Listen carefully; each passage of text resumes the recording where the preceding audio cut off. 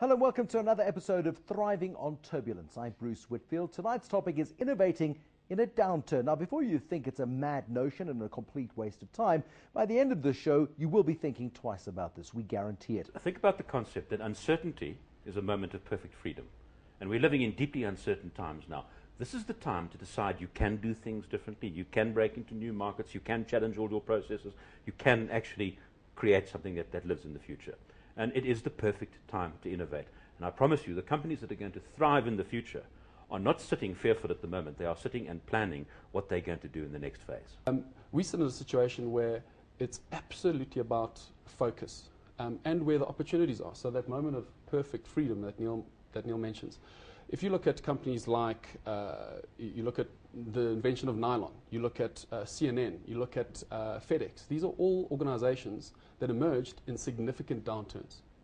Hewlett-Packard, one of the biggest, started in the Great Depression. These are new companies, these are startups, people who are innovative, people who are courageous, who take advantage of a gap in the market or look at a competitive space like the budget airlines did when they came in and said, we can do better in this space. It's then, I guess, Neil, up to the incumbents really to either defend their patch or go out of business, as so many of those companies that spawned these startups would have done themselves. And one of the hard lessons, Bruce, of downturns is that it's very seldom the market leaders who are agile enough to actually respond to those downturns. And, I want to do something unusual for a futurist. I want to take you back 500 million years. Well, that's very kind of you. Thank to you. something called the Cambrian explosion. 95% of all life on Earth destroyed.